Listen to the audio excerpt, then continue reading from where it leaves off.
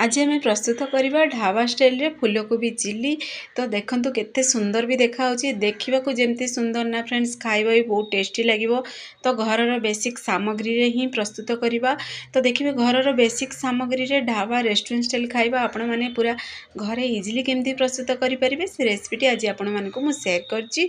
तो full video watch करके बनातु, देखिए परफेक्ट बनिबो। तो गोटे रुटी बदल रे आपण माने 5टी रुटी केतळ सरी दिबो जानि ही पारिबेनी। तो चलतु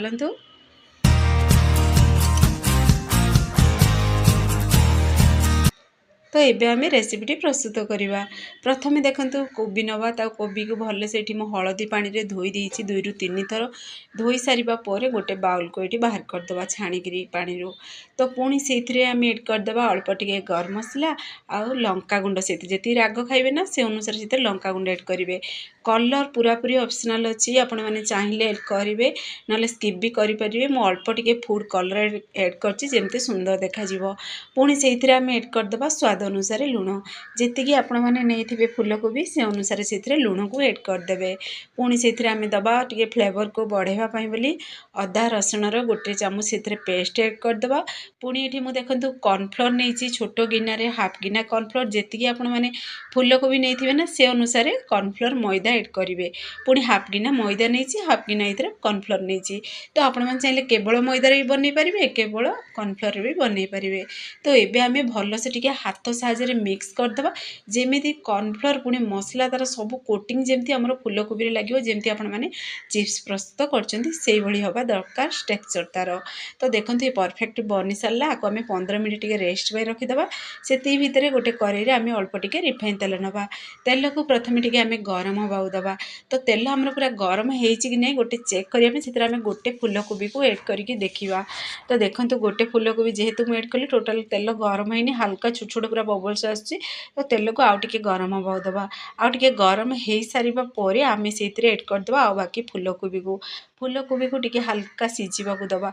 तो देखंतु मु सेतिरे गोटे गोटे पीस ही ऐड करछि, जेहेतु देखिए परस्पर भीतर लागिबोनी जदी परफेक्टली पूरा क्रिस्पी बनिबो और खाया पूरा टेस्टी लागिबो। तो एमितिरे भी आपण माने आको चिप्स भली खाई परिबे। जेहेतु से लुण मसला सबुतिर कोटिंग भी अच्छी। तो ये चलते तल उपर कर भल से टिके मिक्स करदे और टिके कलर टिके चेंज है पर्यंत आपको टिके आमे फ्राई करवा जमती पूरा से क्रिस्पी हो। तो देखंतु केते बढ़िया पूरा कलर भी आसीगला, पूरा क्रिस्पी बनीगला। तो ये आमे बाहर करदेबा गोटे बाउल को। सेम प्रोसेस रे आमे सब फूलकोबी को भाजिक बाहर करदेबा। तो पाखर भी देखौछि, देखंतु केते बढ़िया पूरा देखा जाउछि ना। तो एमितिरे भी आपण माने चिली सॉस टमाटो सॉस सहित खाई परिबे। तो देखंतु सब हमर बनी सेम प्रोसेस रे एबे रेडी कर दबा।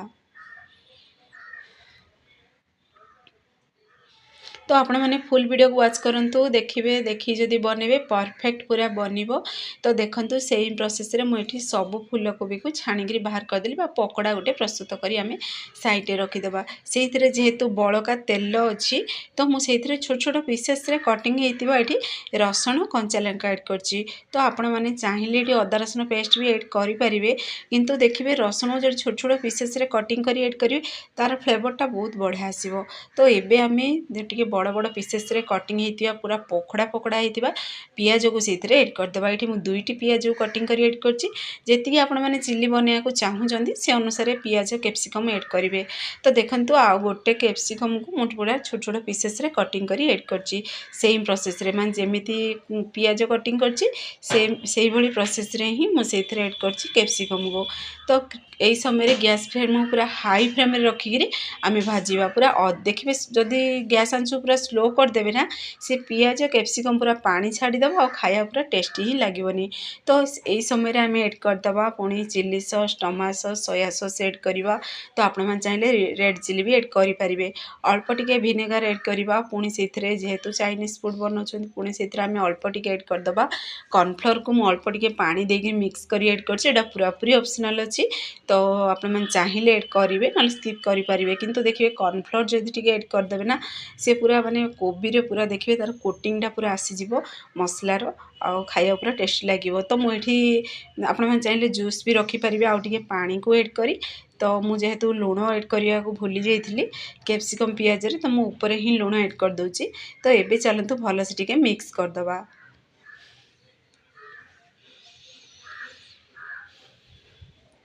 तो देखंतु एई प्रोसेस रे टिके मिक्स करदेबे।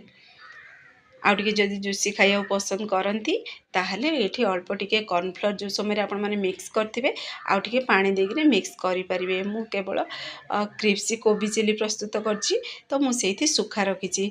तो अल्प टिके आमे सेथिरे ऐड कर देबा एठी कस्तूरी मेथी। देखिबे कस्तूरी मेथी धनिया पत्र ना टिके स्वाद को से बढ़े दी थाए।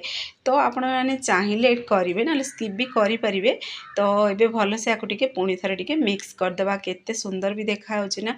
तो देखंतु पूरा आपण माने आकु 7 रु 8 मिनिट रे पूरा बनेकरी संगे संगे रेडी करि परिबे। एते पूरा यूनिक स्टाइल रो रेसिपी टी तो देखंतु फाइनली प्रस्तुत होई सारला। तो आ स्मेल भी बहुत बढ़िया पूरा आछि। तो देखिबे एते स्वादिष्ट लागिवो ना। आपण माने आकु भात सहित भी खाई परिबे रोटी सहित भी खाई परिबे। तो पाखरु भी देखुछि देखंतु केते बढ़िया पूरा तार कलर आछि। टेक्सचर बहुत बढ़िया तार फ्लेवर बहुत बढ़िया अच्छी फ्रेंड्स। तो आपण माने घरे आको निश्चय ट्राए करंतु देखिबे समस्ते पसंद करिवे। तो गोटे प्लेट को भी बाहर कर देखि दोछि देखंतु देखंतु केते सुंदर देखा जाउछि। तो फ्रेंड्स आपण माने जदि ए भिडियोटी मोर पसंद आसीबो ताहले सांग मानकु शेयर करंतु लाइक करंतु। चैनल रे जदि नुआ अछंदी चैनल को मोर सब्सक्राइब कर दियंतु बेल आइकन क्लिक कर दियंतु जहा फल रे मोर सब वीडियो नोटिफिकेशन प्रथमे आपण मानकु पहुंचीबो। मु एमती इजी इजी वीडियो नै आसीबी आपण माने देखि घरे निश्चय ट्राई करंतु। तो फेसबुक पेज देखुछंदी ताहले फेसबुक पेज मोर फॉलो करंतु। फाइनली देखंतु केते सुंदर आमर ढाबा स्टाइल फूलकोबी रेसिपी प्रस्तुत हो सारी। तो आपण माने घरे जदि बनइबे आपणकर अनुभव मो सहित शेयर करने को जमारू भूलिबेनी।